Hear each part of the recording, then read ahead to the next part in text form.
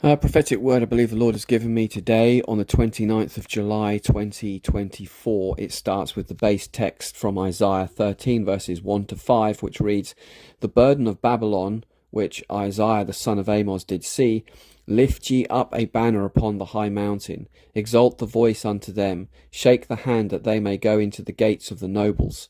I have commanded my sanctified ones, I have also called my mighty ones for my anger, even them that rejoice in my highness. The noise of a multitude in the mountains, like as of a great people, a tumultuous noise of the kingdoms of nations gathered together. The Lord of hosts mustereth the hosts of the battle. They come from a far country, from the end of heaven, even the Lord and the weapons of his indignation, to destroy the whole land.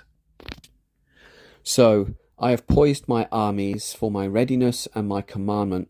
They are waiting and ready, poised even like a panther, ready to attack at the right moment. I have moved the chess pieces upon the board into a checkmate position.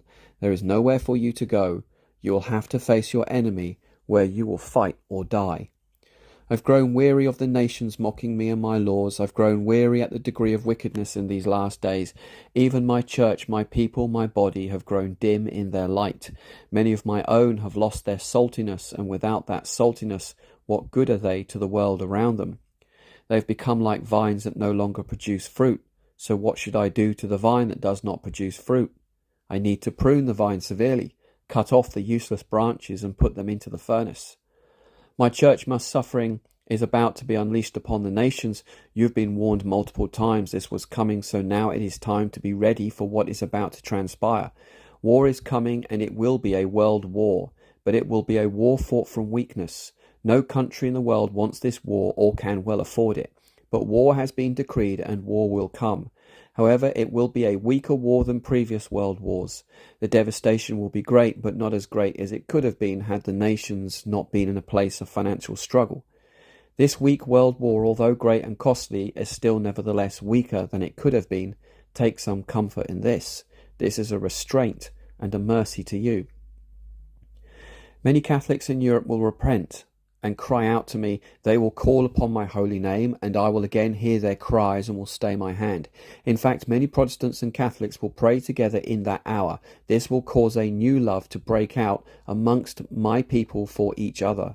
They will learn to love and repair the breach they have made over the last several hundred years.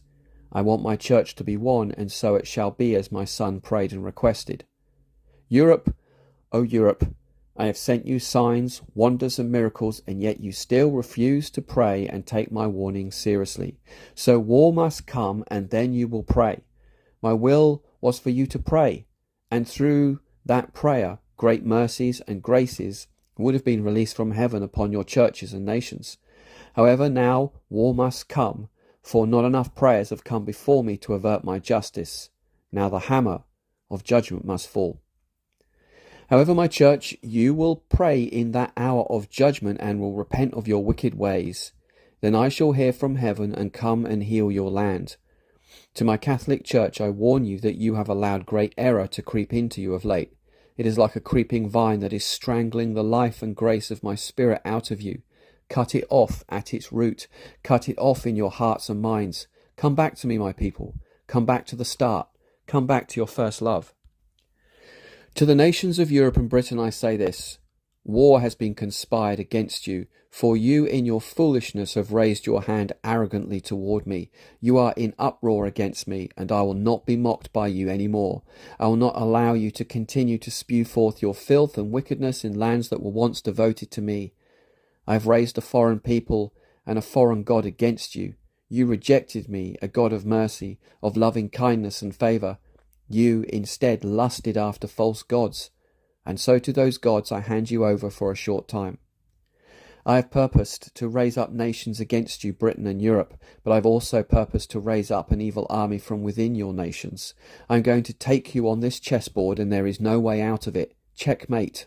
This is what you wanted, is it not, O nations? Is this the darkness that you so craved and desired, a darkness where you can gnaw on your fleshly lusts and drink the vomit of your own excrements? If this is the cup you wish to drink from, then from this cup you will surely drink. You will see what it means to conspire against me. You will all learn a painful lesson, and I will hold you leaders of nations to account for your errors and wickedness. However, I will hold out an olive branch to you, but only if you choose to humble yourselves and to take it. Then and only then will my mercy be released. Some nations will refuse, but others will take it. I also need to say that the nations who take it are the nations where the churches have chosen to take my warning seriously and pray. Which nations are consumed and which ones are spared will be dependent upon my saints praying for their nation. Will my priesthood, my church, my body, my children take up their priestly mantle and pray, or will they instead play? Checkmate has been decreed by my holy council, and the holy watchers will implement my plans and purposes so that my heavenly will shall be done on the earth below. Hold fast to the truth, my church. Hold fast, for the truth you know shall set you free. This word was given on the 29th of July, 2024.